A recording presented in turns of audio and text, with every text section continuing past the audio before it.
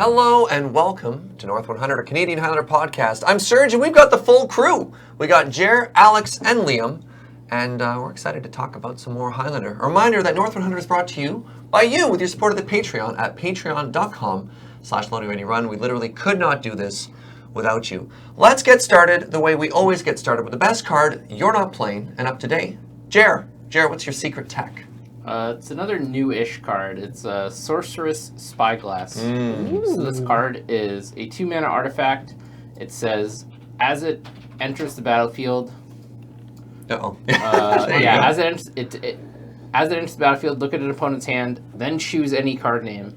And then it has a static ability. Activated abilities of sources with the chosen card name can't be activated unless they're mana abilities. So it's like everybody's friend, Pithing Needle, except... One of the problems with Pithing Needle is it's a really, really versatile card, but it's very reactive in Highlander. Yeah. You don't necessarily know what you're playing against, and because you're not playing against 4 ofs and 60 cards, you can't just go ahead and name Jace the Mind Sculptor or Grindstone or whatever it is you know they're going to try to get you with. I do like blind naming like your opponent's Planeswalker with Pithing Needle. Well, I mean, like that sends them to the Shadow Realm. That can be good, but you're much more likely to hit with this one. Fair. And it has the added bonus of like being able to goozle fetch lands like pretty effectively. If you see a fetch land in your opponent's hand and it's their third land, you just get to like potentially strip mine them like preemptively. Look at Alex's face. Why have I not played this in like which is pretty sick. You can name like potentially a combo piece if they're like trying to combo you with Painter, Servant, or Grindstone, or if they're a creature combo deck. Sometimes you don't know which one to name with Pithing Needle. You can play this and name like whichever sack outlet they happen to have in hand, whether it's Carrion Feeder or whatnot. So I've had a lot of success playing this card. I want to play it more. I think other people should too. Honestly, Jared, I've underrated this card. I only thought of it as Pithing Needle too, and I thought of it in the limitations of how reactive Pithing Needle often is. Super Needle. And the fact that this is 2 mana was another reason I never really thought of it, but that's a really good analysis. You lose the ability to Trinket Mage for it and gain the ability for it to be more broadly useful, I think. Yeah, it's definitely less findable. Well, it depends on the deck, because there's a bunch of decks that want to play Transmute 2s. Yeah. And I've played it. Like, I've played this deck in Oath. Oath a lot. Because you want to play a lot of cards that aren't creatures in Oath. Yeah. And so just having, like, another really broad answer to a thing that resolves is nice. That is super spicy. Thank you for sharing. No problem. All right, so before we jump into our episode, I have some bad news, but I also have some good news. Which would you like first? Sorry you don't get a choice. This is our podcast. It's also a pre-record, so never mind. So bad news first. Liam is leaving. No. Liam, what are you doing, friend? Well, I mentioned many months ago that I was applying to law school. Success, got into law school. Yay! But the law school is not in this city or province. Ooh, so or side of the country. Or side of the country. It is many kilometers away. Yeah. So I'm moving across the country to go to law school, which obviously... flying in weekly for North 100 a little prohibitively expensive. I don't know, on a lawyer's salary. Oh, yeah. Yeah. Well, you start with that, right? Yeah. You go to school and they say, take this pile of money. Yep.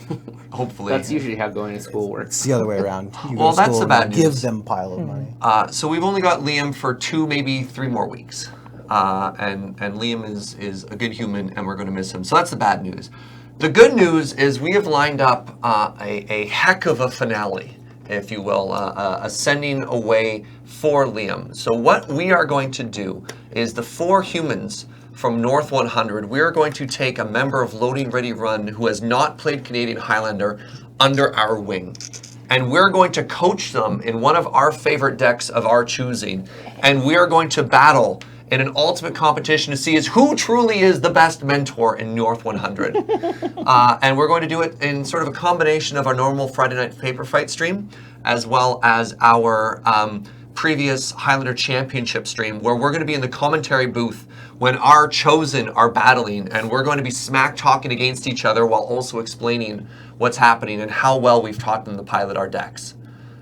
So you can look forward to that on Friday, August 10th, in the normal Friday night paper fight slot. So goodbye, Liam, but thank you for giving us an opportunity for doing something so super cool. Anything you want to add to that? No, I mean, I'm excited to punish whoever gets put as my pupil with the deck I give Yep. them. Okay, so we're giving you eggs. Yeah, We're not gonna do that. That's not Liam's style. I like playing decks that win. Whoa! Really Woo! 45-minute game ones. Sounds like somebody got scrambled. Maybe you could retire champion. We'll see what crazy. happens. All right, but let's talk about our actual theme today. So today we want to do a deep dive into mid-range. And I know what you're thinking. You're thinking, but Serge, didn't you guys already do a Let's Talk About Mid-Range around about, let's say, North 100 episode 11? You'd be Approximately. right. Roughly, give or take 0 episodes. Yeah. But today we're going to do a deep dive. We're really going to jump into there because we want to explore the range of mid-range. We think it's probably the most versatile of the major archetypes. Like combo does one thing. Aggro does, like mid-range can really go in there. So we're going to talk about the spectrum of mid-range. Let's start off with an introduction of what mid-range is, Jer. So the objective of mid-range is playing a game plan where you're not necessarily always the aggressive deck, you're not necessarily always the control deck, but your deck is filled with enough good cards that you can sort of morph into the more controlling deck when you need to and morph into the more aggressive deck when you need to. Yeah. So you have enough threats, enough answers to sort of do whichever plan is better given the matchup. Hey, Alex, I hear you like value. Yes, such value. I hear you like gas. Value and gas. I mean, you get flexibility Yeah. in this case, because like becoming the type of threat that you need to be in the matchup is, well, that's the essence of flexibility as opposed to like, I'm always going to throw a right hook and I'm going to keep throwing a right hook until they die. I mean, It works. Yeah. It totally works. John is certainly the equivalent of like Toonie Taco Night at the Tex-Mex restaurant. It's good value and there's a lot of because gas. it's Taco Tuesday. Yeah, Toonie Tacos. They're good value, nice and cheap, and there's a lot of gas. I what? Look, Really? I didn't want to have to explain it, the but Refritos joke. look. So magic cards. What were sort of the main topics of what we like the main theme of what we're trying to solve here is how do you tune a mid-range deck? And we're going to go with 2 examples. We're going to talk about 4-Color Blood, which is a great example of a very aggressive but still mid-range deck. And then we're going to talk about Jeskai mid-range, which is a great example of a control-y style mid-range deck. And sort of ask questions about how do you tune this deck? What are you coming up against? What are you fighting? What decisions do you have to make? Serge, Hi. what's 4-Color Blood? So 4-Color Blood is a 4-color mid-range deck based around Bloodbraid Elf. It's so, well, I guess. you think it's like that's how I've always understood That's that where the deck. name comes from. So I wouldn't say that 4-color, it's based no around. blue, mid-range. 4-color, no blue, excellent mid-range. Precision German engineering. So Bloodbraid Elf is a 4-mana card. It's an Elf Berserker. It's a 3/2 for 4 for 2 red and a green. It has haste and it has Cascade. When you cast the spell, exile cards from the top of your library until you exile a non-land card that costs less. So here's a great example of, I think, a great mid-range card in the aggressive deck. Cost 4, gives you a 3/2 body, but also brings another card with it. The haste ability shows its whole game plan. So this is guaranteed to be a 2-for-1, possibly even a 3-for-1, depending on what you reveal. It's got the clock. It's solid and great example of a mid-range. You ever had Colligan's command off of this? I have. I mean, It's sick. the example in modern would be Bloodbraid Elf into Liliana, right? And just stuff like that. Like, and if you're building your deck properly in this way, you're always going to get value. And I mean, mid-range is always going to be building up the 2-for-1s. But yeah, I was going to expound just briefly on what the rest of the deck is, because like this is a great card that's emblematic of it. But the classic 4-Color Blood deck to me is a bunch of 1-mana green dorks, a couple of the 2-mana producers, the ones that make any color. Like Sylvan Caryatid. Yeah, a few of the best removal spells ever printed, and then just bombs that cost 4 mana or less. So we're talking like Planeswalkers or efficient creatures. So, I definitely died to the Woodland Wanderer for 6 into Saskia the Unyielding combo. What the combo in air quotes. I mean, this 18's you on turn 4. Yeah, I mean, My like, opponent did it on turn 3. It turns out... Holy moly. They had a Mox. It was not very fun. Wow. Evan and I still talk about it to this day. Saskia the Unyielding is another great example of this deck. It's because it hits all the colors. Black, red, green, white for a 3/4 legendary human soldier with vigilance and haste. As she enters the battlefield, choose a player, and whenever a creature you control deals combat damage to a player, it deals that much damage to the chosen player. So if in 1v1, you don't choose yourself. Let's just put it that way. Okay, you Furnace of Wrath all your creatures. Yeah. So It's creatures... also robust against getting stolen. Oh, Have yeah. you ever tried to treachery a Saskia? I have. It's not good. Huh. Whenever a creature you control deals combat damage to a player, it deals that much damage to the chosen player. So my opponent played it, chose me, attacked me. I treacheried it, and then I was like, well, I'll attack you. And he was like, great, take 3. I was like, oops. This was not how I designed this in my head. Did not get a chance to re-choose. I think you goofed. I didn't even think of that interaction. Yeah. That's really funny. So the best part is putting Saskia on a board that has a double strike creature. Yeah, I This thing mean, gets quad strike. Saskia is already just like bodying people for days. So let's go back to our theme here of how are we tuning this deck. So we've established what 4-color blood is. It's got its game plan. We've got the value package. Obviously, these very strong creatures, but we're trying to talk about how the wide spectrum, how versatile this is. What are some examples? Yeah, and so one of the reasons you play 4-color blood instead of a different mid-range deck is that you want to be the beatdown in more matchups. So with mid-range decks, you're always constantly evaluating, am I the one who's stacking? Am I going to have to play more of a control game plan? And if you've decided it's better in your metagame, or just for your personality, that you want to be the beatdown more often, 4-color blood is well tuned to that because it has so many efficient creatures. But one of the reasons the deck is so powerful is because it can play both sides of the game plan. So you can have these very aggressive starts, but then in the next game you can also look to use your Vindicates, your really potent removal spells, to have good answers across the board. And so the reason that's so good in certain metagames is that oftentimes you'll see combo decks in particular leaning really heavily on singular cards to disrupt the aggressive decks or to disrupt decks that are killing them on the board. So you'll see artifact combo decks leaning on things like Ensnaring Bridge. Yeah. You'll see some of the more spell-based combo decks, like maybe like a deck like High Tide's relying on Cryptic commanding you on an important turn, like Scapeshift, similar idea, like Cryptic command you on an important turn or Wrath you on an important turn and then go off just give them sometimes that one extra turn. Right, and so 4-color blood has this really nice combination of being fast enough to force your opponent to utilize that game plan, but then it also has the disruptive elements to negate that game plan. So it's really powerful against a lot of the combo decks. And then similarly, it's also quite good against a lot of the mid-range decks because being the beatdown in that matchup means you get to control the tempo at which you use your resources. And in the mid-range matchups, using the most of your resources on every turn is how you win. Mm-hmm. You don't want to have sort of hanging mana, quote unquote, where you pass through an entire turn cycle without using mana.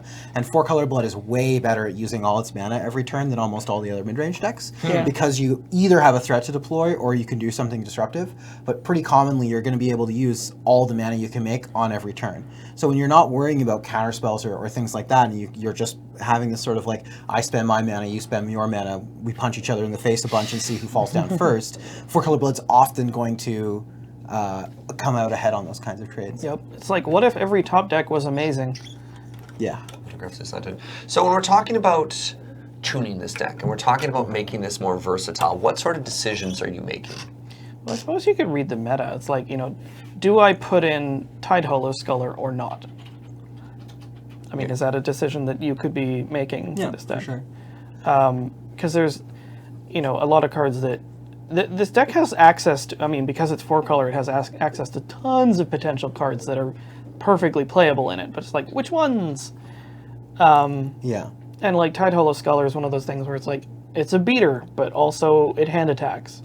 So maybe you slide this in if you're worried about combo. Maybe you slide this in. I don't know, what other situations would you put this kind of thing in? Yeah, this card's good against Mainly just combo and control. Yeah. Because you get to lock down key pieces to their disruption, and then you force them to work their way through the Tide Hollow Sculler before they maybe unlock a Wrath or something like that. I think the other choice you often are making with 4-color blood is how how in on the creature plan you are versus how in on the disruptive plan you are. So a lot of the time, like Tide Hollow Scholar is great because it does both, but a lot of the times the 4-color blood deck is actually forced to choose one or the other. And so Right. you might have a decision like, do I put Doran in my deck or do I put Vindicate in my deck or Anguished Unmaking? I think that's maybe a more typical choice that you'll have to make. And you're laughing at Doran, but that card's great. It's No, so it's, good. I mean, it's a 3-mana 5/5. Exactly, I laughed yeah. for a second, and I'm just like, no, like, that card's actually just really good. I have also been Doran into Saskia. That has also happened. And if you thought that card hitting as a 6-power creature was bad, 8 is even worse. Huh. Is that not the right card? Yeah, That's No, Doran. absolutely Yeah, right. Doran the Great- Siege great work. Tower. Doran the Siege Tower. He makes a lot of your incidental threats really kind of good. Like it Yeah. makes your The Mana Dorks better. yeah, well, not just your mana dorks, your not the Caryatid, the Corsair Crewfix. Oh, Corsair Crewfix. Yeah, Corsair Crewfix becomes a 4/4. It does have some nombos in the deck though. Like I've Yeah. definitely had my opponent curve Doran into Falcon Wrath Aristocrat. Let me tell you, that felt great. Oh, BB no! doink. So, for a little bit of context, Doran the Siege Tower, those of you who play EDH are probably very familiar with this card. You cast it for Abzan, so black, green, and white, and you get a 0/5 Treefook Shaman. But it has a special ability, each creature assigns combat damage equal to toughness rather than power. And Doran's a 0/5. So, Magical Christmas Land, Doran is a 5/5 for 3. That's great. That's not even- That's That's just just how it average That's use just what it case. is. Right. Never mind. Doran is a 5/5 for 3, even though it says it's a 0/5. Falcon Wrath Aristocrat is a great 4-mana card for 2 black and a red, and you get a 4/1 flying vampire creature that has haste. There's some other words as well, but the significant thing here is if you have Doran in play, you have a 4-mana 1/1, not a 4-mana 4/1. Not a choice, unfortunately. Yeah, so Wah, wah. that is an unfortunate situation of curving out aggressively and goozling yourself. Yeah. What can you do? That's really funny. And so when you're tuning the deck, I think the really important thing to keep in mind is that you want to make sure that you keep the spirit of the deck. Because you chose to play 4-color blood for a reason. You And you chose want to be an aggressive mid-range deck, right? Exactly. And so when you're making tuning choices, you have to be sure that you don't fundamentally change the core identity of the deck unless it's deliberate. You can change the fundamental core identity if you want, Yep. but it's just something you want to be thinking about. Well, let's do some use cases here. So I want to be I want to be 4-color blood specifically, and I'm entering into an aggro-heavy meta. So I know that there are decks that could potentially be faster than me, but I love these colors. I want to play these particular threats. What changes am I making? Let's start with Jer. Yep. So you want to make sure you're playing your big 3-mana creatures. So you want to make sure. I'm not sure these cards ever get cut, but like Doran's great, Loxodon Smiter's great, Yeah. Voice of Resurgence is great. Instead of maybe playing Vindicate, you want to be playing some cheaper removal. So you don't want to be necessarily as versatile. Ooh. You want to be more efficient. So maybe you're playing, like making sure Arc Trail is in the deck. Yeah. Making sure like Zealous Persecution. That's Yeah. your pet card. Yeah. It's so good in this deck. It was good in most decks. but those are my so hits. you're saying just make your creatures bigger than theirs. That's how you win. You want to turn the corner as early as possible Okay. by playing efficient removal and bigger creatures than they will. Yeah, do you know what mono red hates? 4/4s. Yeah. Especially when they drop on turn 2. Yeah, and truthfully, specifically the mono red matchup's pretty rough for 4-color blood, because the deck is fast. Price of Progress is almost always like deals 8 to 10 damage. Sometimes You get Blood more. Moons? You are And- so hosed And against Blood one of the Moon. biggest problems that 4-color blood has is its mana does the most damage to it maybe Yeah. in Highlander, because Yeah. you have to play City of Brass and Mana Confluence, which both ping you for one whenever you tap them. A lot of the times you're fetching for dual lands, but sometimes you have to fetch for shocklands, Yeah. like in this deck more than others. And so some things that you can also do if you're going into an aggro-heavy metagame is the temptation with 4-color blood a lot of the times is to be like Jund and a lot of white cards. Even like your hard 4 colors, and a choice that you can make to help shore things up is cut your double white cards, or cut your double red cards, or cut your double green cards. Just simplify your mana right. base a bit. Simplify your mana base so that it's easier to fetch around your mana. Maybe you can cut Mana Confluence in City of Brass. I don't think you can ever do that. The mana's Really? just not I've good. seen a lot of decks that don't play those. Yeah, I used to. yeah, and like you can, you're just accepting that you might lose some games to your mana. But if you know you're playing against a lot of aggro, Yeah. you can do that. And then lastly, some cards that I was just thinking of that you get to play in this deck that are great are cards like Fiery Justice. which is red. Which one's that one Hot. again? Red, green, and white. So Naya. Naya. And it's Fiery Justice. This card's hot. And it's a sorcery that deals 5 damage divided amongst Any target. Yeah, any targets, basically creatures or players. It might even be errata to say planeswalkers now, I don't know. Is it just say any target? I think so. Yeah. Do you have access to the errata for Fiery Justice? Negatory. Really? But You have no internet connection. Powerful. how about that? Right. So anyway, so Fiery Justice is a powerful card, but the other caveat here is your opponent gains 5 life as well. So it kills a bunch of stuff, and you get to direct the remaining damage, if you have any left over, at your opponent, so that it's not that bad. It's actually kind of like a big Swords to Plowshare. I was going to say, Swords to Plowshare is the same thing. You're like, I'm going to kill this creature. Actually, this is a tangent, but one of my favorite cards is probably Nature's Claim. 1 mana green instant, destroy target artifact or enchantment. Your opponent gains 4 life. Sometimes cares? It's controller gains 4 life. It's controller. Oh, right. You can get your own thing. Yeah. And just that cost reduction, that flexibility, is totally worth that downside. All right, well, let's go in a completely different direction. I'm playing 4-color Blood, and I'm in a slow, grindy, control-heavy meta. What am I changing? Let's start. Yeah, go ahead. Sure. No, I can let someone else go. Alex, you're 4-color Blood, and you're up against combo. Control. Get them dead fast. Okay. What are you doing? I'm just trying to think of specific singles that I would want to put in here. I might need to defer to my fellow control players. What do you guys hate the most out of this deck? So you just want to make sure you have constant pressure backed up by disruption. So if you didn't have it, I can't imagine you ever cutting this card, but Lingering Souls is one that comes to mind. It's just like things you have to deal with twice are really painful for control decks, because lots of times you're trying to get 2-for-1s, and if you're 2-for-1ing 2-for-1s, it's not actually a 2-for-1. Then it's a So if 1-for-1. you're like, I see what you did there. so if you're like playing Wrath of God and they have like half a Lingering Souls and a Kitchen Finks, it actually feels really bad for the control player, because then you still have half a Kitchen Finks and half a Lingering Souls. Does like the next Lingering turn. Souls even feel that good to counter? Because Oh, they're no, just it going to feels- cast it again. It feels terrible. So that's The Never only won it. time it feels good is when you remand it out of the graveyard. Yes. And you're like, all right, that was okay. I mean, do you even play any of the exile effect counterspells nowadays? Not unless you're playing Seinfeld. Yeah. There's not a whole lot of them. so no. Or mental magic. But Is this like the kind of situation where you would start playing more like Watch Wolfy kind of effects? Because those like that makes your clock faster. It does, but control decks are usually like built to beat the efficient creatures. Like they'll play like Wall of Omens, they'll play removal spells. Like Watch Wolf still just gets wrathed away. Like I'd rather play like Kite Sail Freebooter than Watch Wolf. Kite Sail, all the good hand attack. That's sort of the disruption of bringing in that timely hand attack to pull out their wrath, Yeah, just maybe so your clock maybe gets you can in. slide in the flexible hand attack spells like Collective Brutality.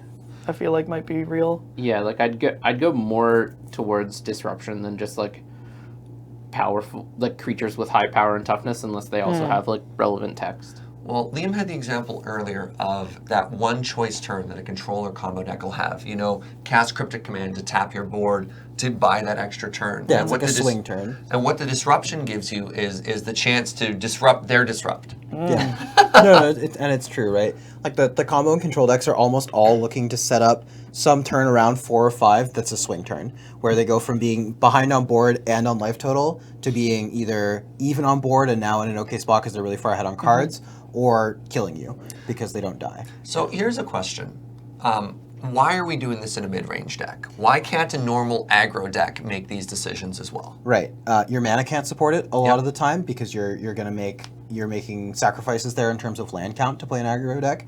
And then in the mid-range deck, you're just like kind of committing to not playing as many of the 1-drops, and instead you're playing a lot more powerful cards so that your other matchups are better. One of the reasons, and one of the things we talked about in episode 11, as you were careful enough to point out, is that mid-range decks tend to be like 60-40 in every matchup, right? You're never worse than 40%, you're never better than 60%. Well, you always have game. Right, exactly. And so what we're talking about here is not necessarily how do you make your mid-range deck 80% against aggro. What we're talking about is how do you make your mid-range deck 60% against aggro or control. And the reason why you get to do this and why it's good is that when you make these changes, when you add more disruption to your deck, it doesn't necessarily mean you're just cold to other decks in the room now. It means you're slightly better against one side and slightly worse against another. So there's a reason none of these cards seem like lights out hosers. It's because they're not. They're just playable cards that are better in one matchup than another. Is there a reason, if we're hedging against control, to play slightly more of the can't be countered creatures that are also like... That's what I've done. That's definitely a good option. Yeah. You know, this is when you pull out your Thrun, maybe instead of a Planeswalker. Like even a card like Prowling Serpapard, if your meta Yeah. is full of control. Yeah, the 4/2 cat 4/3. snake. 4/3? 4/3. It's a 4/3? It has 3 toughness. So 1 green for 4/3 serpent cat snake friend.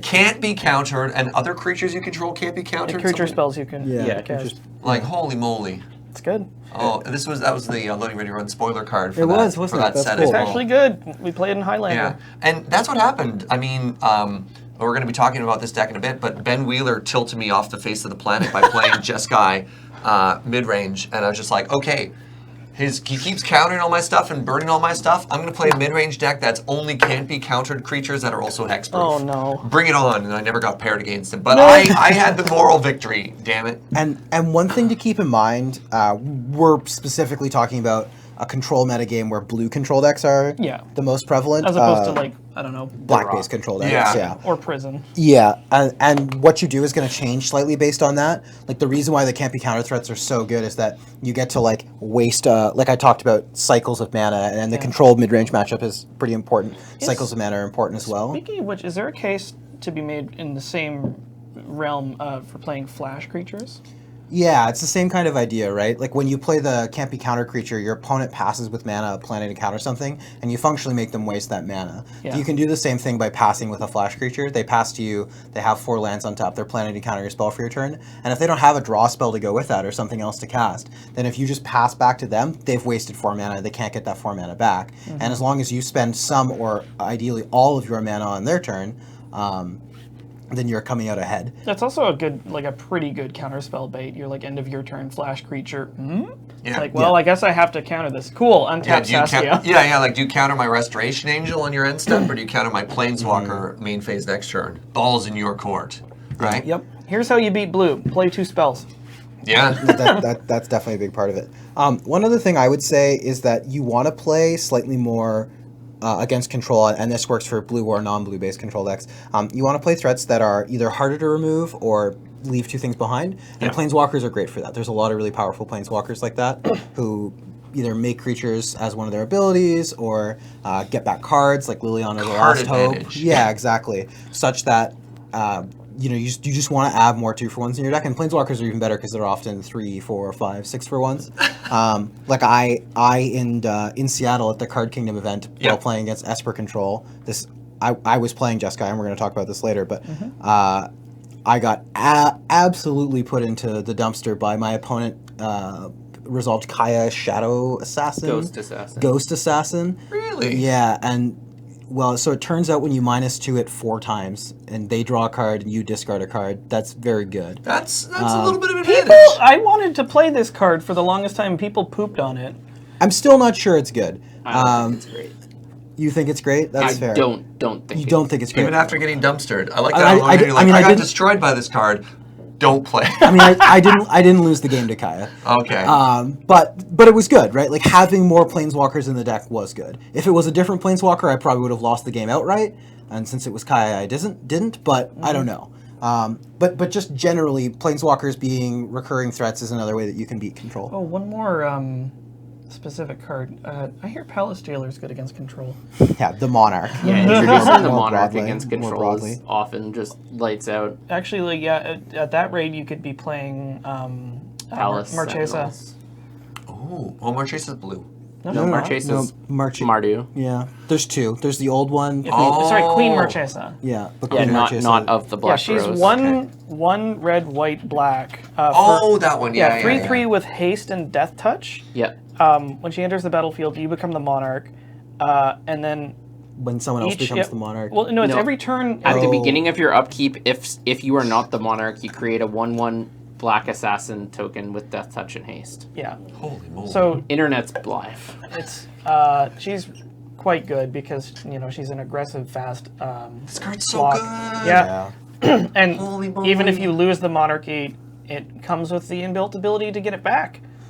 So, one of the last... Why does it have Death Touch? I don't know. Why do the assassins have Death Touch as well? They're assassins. They're assassins, yeah. Poison Blade, Serge. I don't know why Queen Marchesa does, but her assassins, that makes perfect she sense. worked her way up. It's her Where do you assassin think- history. That's a very good Who do you point. She think is- dethroned a bunch of She's people a to human become the queen. assassin. Yeah, it's Well, she also dethroned a bunch of people because It that was also the should core have said mechanic from monarch, Sorceress but Queen, whatever. yeah, Queen of the Assassins. I mean, her creature type should be human queen assassin. Who do you think supplies the assassins with their knives? Clearly, Queen Marchesa. Just shing. You want to Okay. I thought that was a sincere question for a second. I was like, You're like, whoa. I don't know. Like, I don't want to end up on some list Arms here. dealer. Yeah. All right, friends. Shall we? Anything else we want to talk about? Four Color Blood. Obviously, we can talk about it in parallel, but I'd like to pivot towards Yeah. my old friend Jeskai. I just had one other thing to add really Please. quickly. So, one other card you have to keep in mind with 4-color blood all the time is Blood Moon. And so we were talking about control decks, and most of us were looking at them through the sort of lens of it being like a blue-white control deck or something like Something that. that's going to wrath you. Right, exactly. But for a long time, this was the sort of matchup that we were seeing a lot, was 4-color blood playing against Blue Moon. And massaging away into a game state where Blood Moon doesn't kill you is difficult but doable. And so the ways that you have to do Sorry, it... did you say massaging away? I was just going to let him run with that. What? It's like you just take your deck It's and a you're just common like, phrase. You're like, come on, You all right. you massage the game into such a way that Blood Moon to doesn't such a kill state you. that Blood Moon doesn't kill you. I don't believe, North 100 viewers at home, I don't believe massaging a game state is a term that is commonly used. It is. We'll figure out. We'll let you decide if that is in fact. Tell us in the comments. Have you used or heard this? Have you saying ever before? massaged your game state before? At any rate, matriculating the game to a point where you're now at a point where Blood Moon isn't going to kill you is possible. It's not that easy, but you can do it. And when you know that's the kind of control deck you're going to be playing against, you have to build your deck differently. 4-color blood decks often don't play any basic lands. You can't do that. You have to put at least one in your deck. Of each of color, or each just color. period? Of each color other than red. You don't have to play a mountain, Yeah, but you do fair. you have to play a forest, plains, and swamps, sometimes two. And the other thing you want to do is you want to put more naturalizes in your Yep. deck. So Quasali Pride Mage is really good. Reclamation Sage is pretty good. Anguish the Unmaking is pretty good. These are all cards you want to slot Abrupt into Decay, the deck. All your Master mana Pulse. dorks become really good. Yeah, they're at a higher premium for sure. Yeah, Bird of Paradise. Summon I was going to say, this is a brief aside, you were mentioning playing basics. The secret tech, if your points include Tainted Pact, Not points anymore. it's not? 0 points. 0. Well, if you're playing Tainted Pact, play one of each basic, except for Mountain, and then one of each Snow basic. Yep. Or just play more than one basic and just like Just roll the Live dice. the dream. Yeah. get there every time. Don't do that. Yeah. Don't do that. Bad idea. So you want to know a great mid-range deck that can sometimes pretend to be a control deck? Let's talk about Jeskai. Say or vice versa. Or vice versa. Yeah, the often, oops, I'm a control deck, mid-range deck. Jared, give us an introduction. What is Jeskai and why is it so good? So Jeskai is a blue-white-red deck that is base blue, plays all the cantrips, plays anywhere between 6 to 15 counter spells, depending on the build.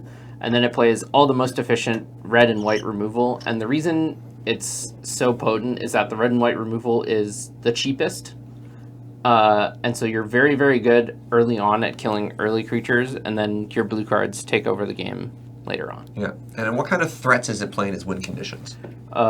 So some versions play a lot of the 3-drop You power. said that some versions. Yeah. Yeah, power 3-drops. So it plays things like Mantis Rider is a very iconic Jeskai card. It being that it costs Jeskai mana. Why Brimaz. is it a human?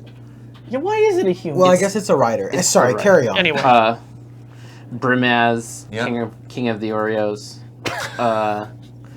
Brightling is another really powerful one that likely sneaks its way into Jeskai. Which one's Brightling? This Right, is it's brand new. Brand new and We $50 reviewed it in our already. in our $50? in our This card Battle is Bond 5-0. set Dang it. review. One Are you white. Oh, I kidding guess me? you weren't here for this. No. One white for a 3/3, and it has 4 activated abilities. For a white, it gains Vigilance, can activate it multiple times. For a white, gains Lifelink, can activate it multiple times. I'd like to note that Vigilance and Lifelink multiple versions are redundant. That's what you think. For a white, you can return it to its hand. can activate it multiple times. You got a whole priority for that one. And for a colorless, it gets your choice of +1, -1, or -1/+1 until end of turn. Can many activate times? it multiple times.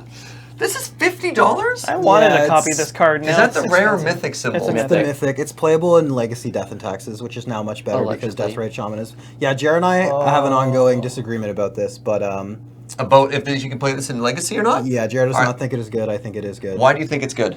No, Why do you think it's No, not he good? does not think it's good. This podcast is not about Legacy. Because it doesn't match up well against like True Name Nemesis. It does. Hold on, let him How? finish. Let's finish. Matches up. Okay. And it's super mana intensive, and Okay. Death and Taxes is an already mana intensive deck. You want to spend your mana Rashad importing people, moving equipment around. Okay. I just don't think you have the mana for Very this. good. Why do you think it's good? It matches up well against True Name Nemesis. Okay. Lifelink negates the attacks. Okay. You can attack into the True Name Nemesis, and you either have to block this, or like they have to block something else. It carries equipment really well because it's like hard to block profitably, so you can get a GT on it. It's something that vialing this in with mana available is very, very powerful. And also, Death and Taxes has lacked a way to close games quickly, and the fact that this attacks as a 5/1 is very relevant. You kill people in like 1 or 2 turns. All right. We've heard the pros and the cons of a card that might see play in Jeskai. Well, It does see play in Jeskai. Definitely good in Highlander. Okay. Maybe not good in Legacy, but definitely good in Highlander. We can agree it's good in Highlander. Yeah. how is it in Big White? No, Well, it's we have too to ask small our for Big expert White. here. Oh, can you bring Big White to the mentors No, deck? don't Not a make him do chance. that. That's so mean. Maybe They can't make me do anything. I do what I want. Maybe I'll bring Big White and Splash Fast Bond. We'll see. Stop it! Perfect. Well, if you want your person to lose, like by all means. All right, we've gotten off track. So Jeskai is a mid-range deck. We know it plays really efficient removal and then Yeah. looks to take over the game with really powerful blue spells. Yeah. How do you go about tuning a deck like Jeskai? That's a really interesting question, Serge. I'm glad Thank you. asked. Thank you. The really important thing to think about with Jeskai is that since you play so many cantrips, you can actually make smaller changes but still feel the effect. The cantrips mean, and the blue cards broadly mean, you see so many more cards that making a choice like playing Core Firewalker or Ojutai's Command, Core Firewalker white for a core soldier that whenever a player casts a red spell, you gain 1 life. Yeah. And it has protection from red. And it's a 2/2. And it's a 2/2. You know what else? The wording on Core Firewalker. If you cast a Yeah, red yeah. spell, you So also you- gain a and life. any player. You get to double dip. It's Yeah, great. yeah. And Often then- overlooked. And then Ojutai's Command, or Ojutai, sorry, I've been pronouncing it as Oshutai.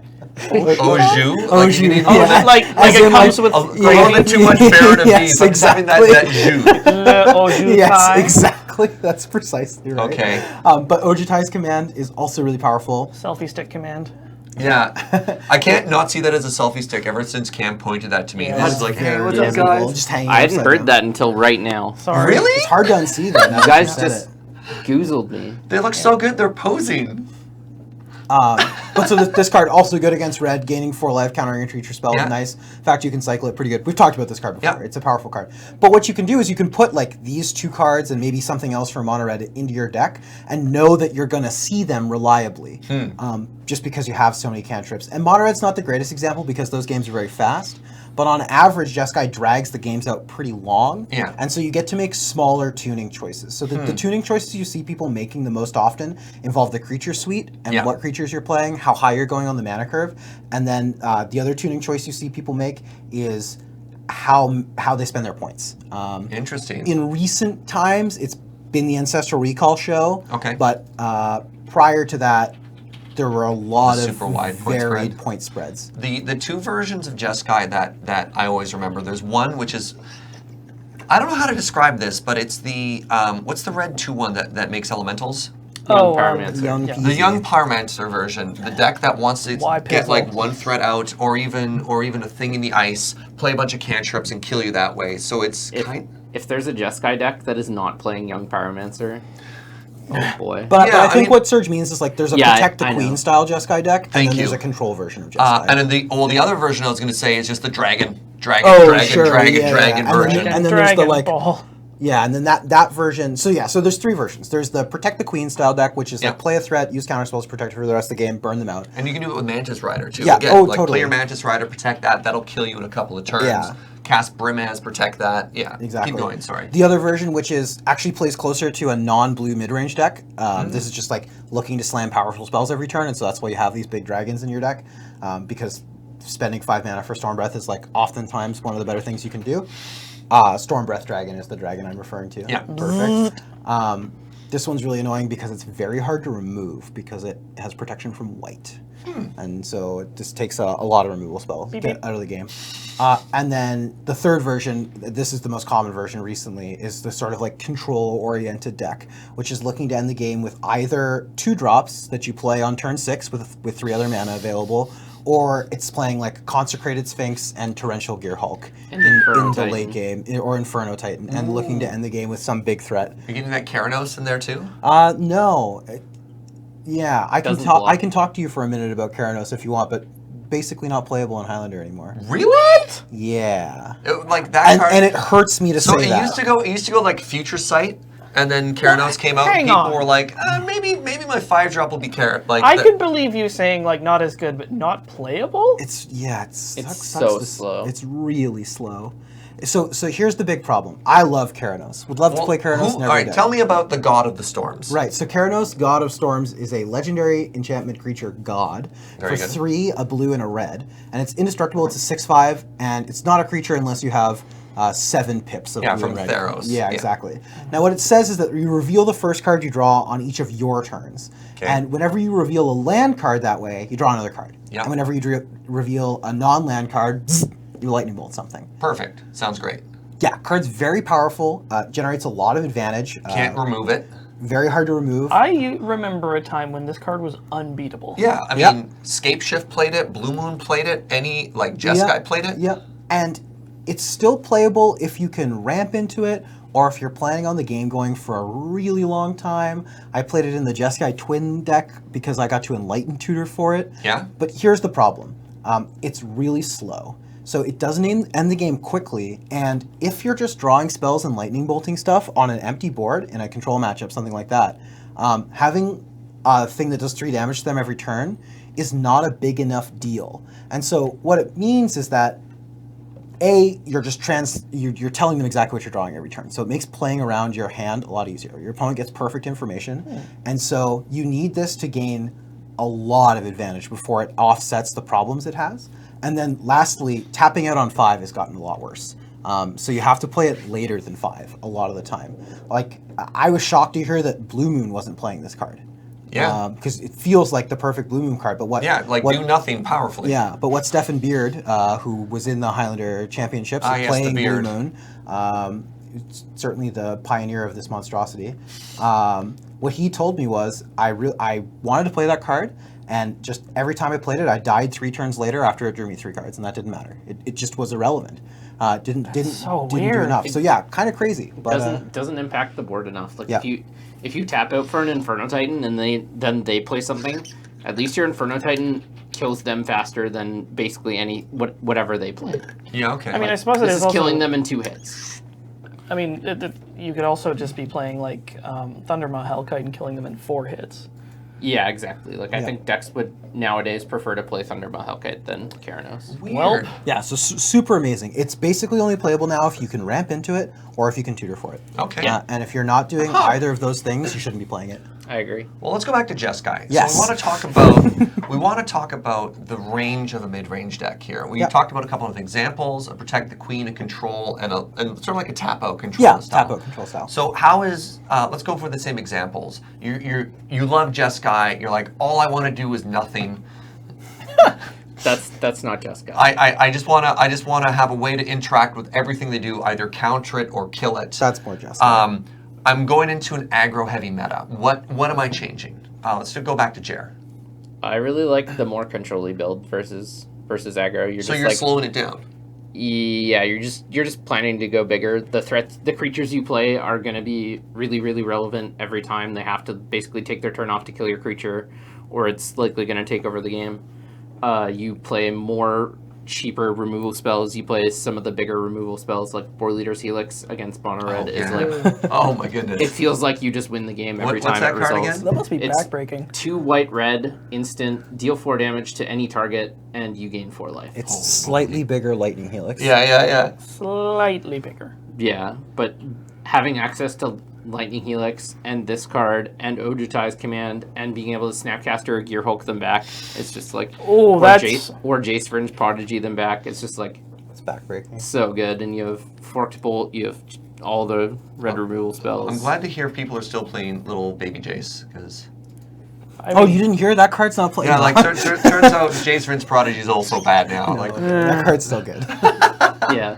Not as good as we thought, but still good. I'm definitely sleeving up the more control-y version and then just like slamming a Gear Hulk on turn 6, flashing this back and riding. I was gonna say that the riding card's to like victory. pretty good the first time you cast it, and then casting it again for free. well, is- that was the problem with Ancestral. Ancestral Recall is not the problem. 4 Ancestral Recalls is the problem. When they're like Even Recall, 2 is the Regrowth problem. Recall, Wrong. Snapcaster Recall, Treasure Cruise Recall. Wait, that... What?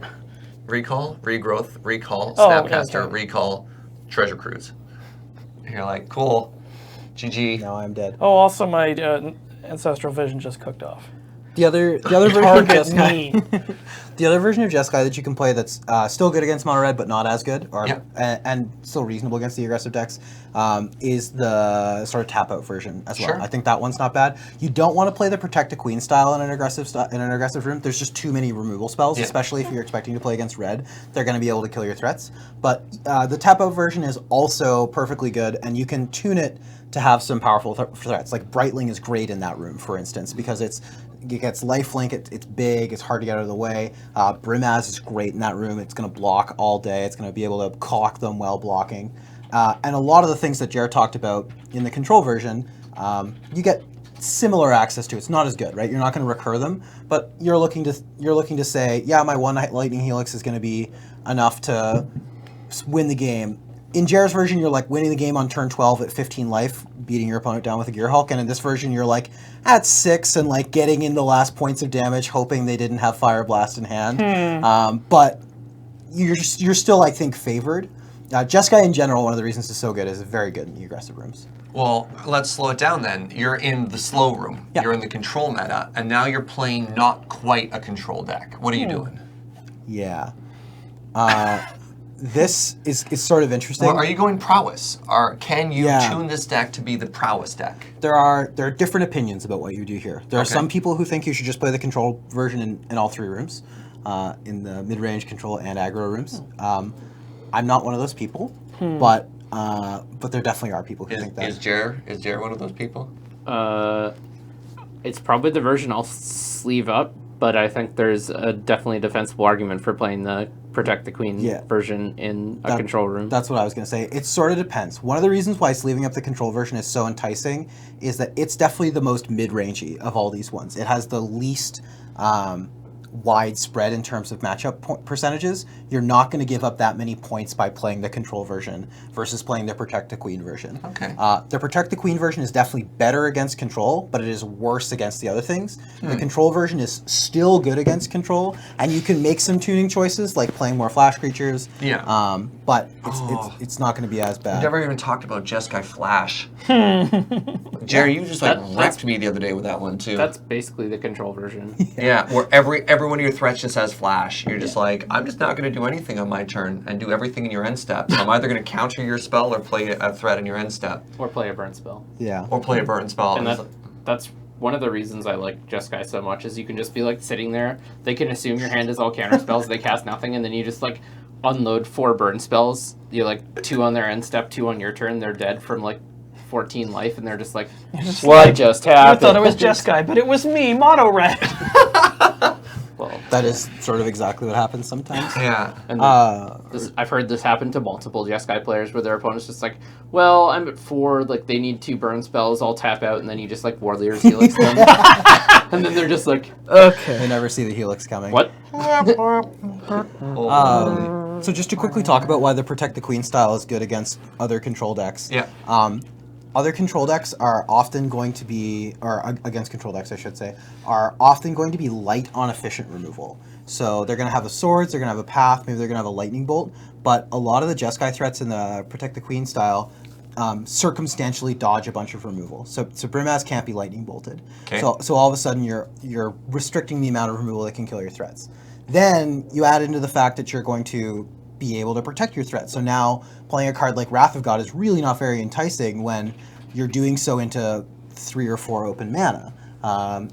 Let me tell you, it feels absolutely horrible to get your Wrath of God spell pierced, and it's happened to me before. Or dazed. Or dazed. Yeah. Yeah, like that sort of thing. These sort of like little attacks and counter spells are very good against the control deck.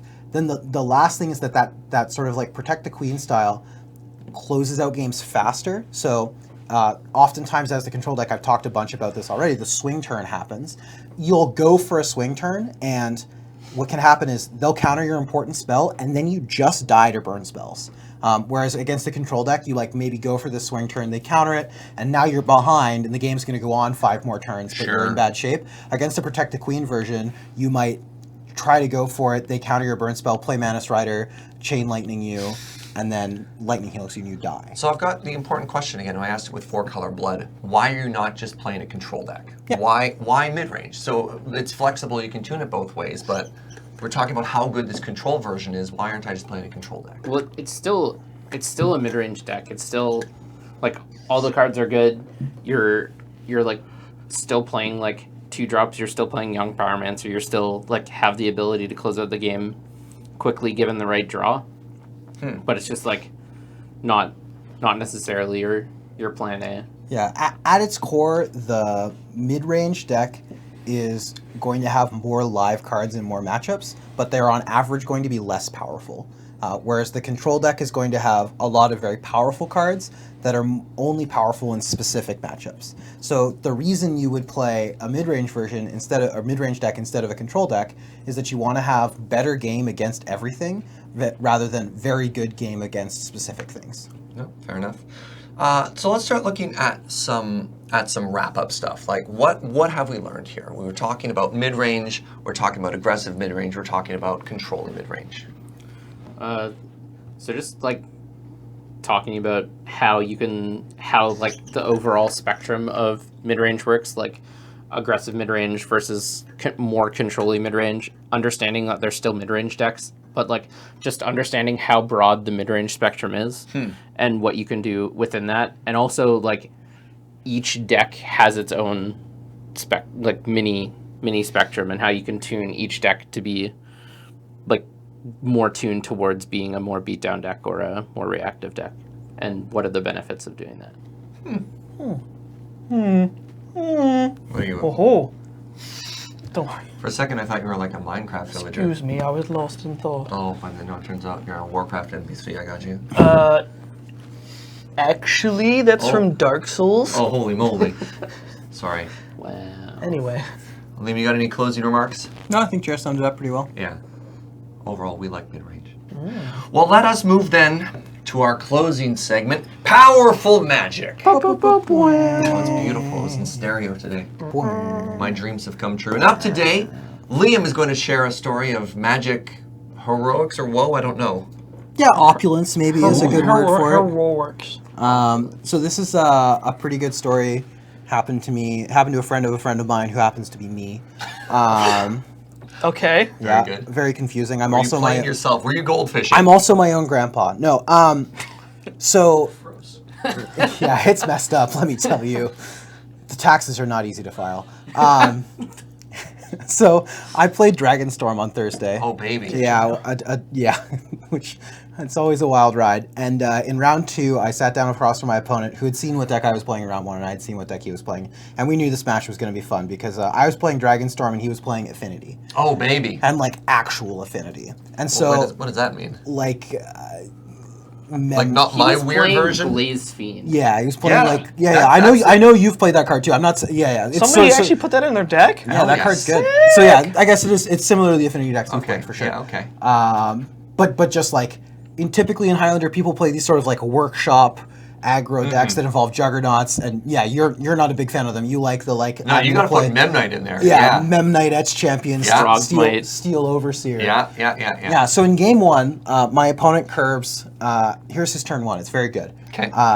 Inkmoth Nexus, Memnite, Welding Jar. Yeah.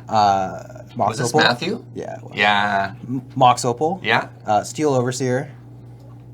Go. Okay.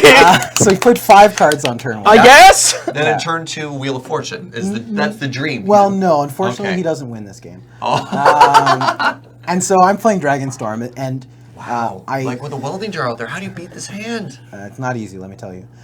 So I don't do anything on the first 3 turns. I'm just taking a bunch of damage. But fortunately, he doesn't have any more follow-up. Okay. His. Oh wait, no, I did lose this game. Anyway, so I lost this game. Now we're in game 2. He did kill me in this game. I've now remembered correctly that yes, you're right. The welding jar was a problem. I had this line where I could Banefire his Ornithopter, or his Memnite, sorry, but he would just welding jar it and then I would die. Yeah. So in game 2, he was a similarly kind of fast. Welding jar? No, it was good. It was excellent. So in game 2, he has a similarly fast start. Not 5 cards on turn 1, no Mox Opal, but he's beating me down. And I have to go on this line where I'm casting ramp spells because that's the Dragonstorm deck, right? You're ramping up and then eventually casting this Dragonstorm card and hopefully winning. You don't always, but sometimes. And fortunately, normally in this deck, you really don't want to draw the dragons because they're bad in your hand. You want to Dragonstorm them out. They cost a lot of mana, but there's one in particular that's pretty good in the affinity matchup, and that is Dragonlord Ojutai. So, Dragonlord Ojutai or Jamoka? Jamoka. Oh, okay. The good That one. makes way more sense. It does make way more sense. So this is Dragonlord Jamoka. So it's 4 green and a white for a legendary creature, Elder Dragon. Can't be countered, has flying and lifelink, and your opponents can't cast spells during your turn. The only thing I really care about here is the lifelink. Yeah, there's one word that matters here is lifelink, and probably that's 7 booty. Correct. And the 5 power. Wow. Yeah. Yeah. The power is nice too. And so I end up going for this line where I'm thinking, okay, how do I win this game? Because my hand right now is not set up to win the game, but I'm kind of stuck on some awkward mana, and most of my ramp spells only find basic lands. And so what I decide is that I'm facing down an Ensouled Artifact-tid Ornithopter. Another one of our preview cards that was actually good. Yeah, this card's nuts. And Tholnithopter is the spicy type. As well as some other things, but the Ornithopter is really what's killing me. Yeah. And so I decide, okay, I'm gonna cast this ramp spell and I'm gonna go get basic planes because there's only one in my deck. I don't actually have a land. I don't actually have a dual land that makes white, so fetch lands don't get white. So I have to give up on casting this double blue spell in my hand and instead go get this basic planes and then draw Dragonlord Jamoka. So I do this, and then the next turn I'm dead on board and I draw, and it is Dragonlord Jamoka. So I went, excellent, well played, Liam, good job. Gotta be good to get lucky. Game of skill. Best wizard always wins. Yeah. Exactly. So then I cast the Dragonlord Jamoka and block. Then I get to not die, but I'm still in not great shape. Yeah. This Ornithopter has begun to grow. There's a Steel Overseer in play. It's got some +1/+1 counters on it. It's getting pretty gross. This 0/2 has gotten kind of swole. It's been hitting the gym Correct. for a while. So then the next turn I cast a ramp spell, but I don't have that much more action going on in my hand. And so I'm sort of thinking like, all right, well, this is pretty bad. Guess I'm going to have to draw something again. So he makes an attack. I get to block with the Dragonlord again, not die, obviously. And then untap and I draw Dragonstorm, the eponymous card. And I draw Tooth and Nail. And I get to Tooth and Nail Tooth and Nail Entwined. And I get to go get Emrakul, the Aeon's Torn, plus Dragonlord Koligon, which gives all your creatures haste.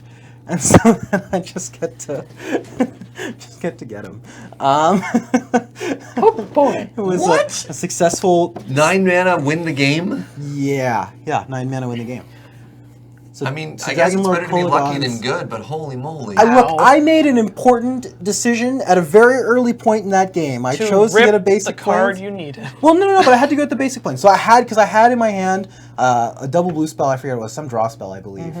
That I could have fetched an island for to be able to cast that instead, but I decided the only way I was winning is if I drew Jamoka the next turn. So, the moral of the story is, don't stop believing. Fair enough. I did ultimately lose the match, so you know, some justice in the world. Okay, yeah, that's a sweet deck. I love that affinity deck. Yeah, and it really ought to beat Dragonstorm. All right. All right, everybody. Well, that is our episode for today. That is our deep dive into mid-range, in particular on just how much play and how much versatility you have depending what's in your meta. We will be sure to attach deck lists for both. I'll just put like a generic 4-color blood and a Just Guide at the bottom so you can have sort of a starting point to follow along for stuff like that. A reminder that the Liam Farewell Mentor Highlander stream, we'll workshop a better name for that, is going to be Friday, August 10th in the Friday Night Paper Fight slot. So we'll see you there, and we'll hype it up in the podcast leading up to there. And a reminder that this podcast is brought to you by you with your support over the Patreon at patreon.com/LoadingReadyRun. Thank you so much for your support, and we'll see you soon. Thank you very much, and bye-bye.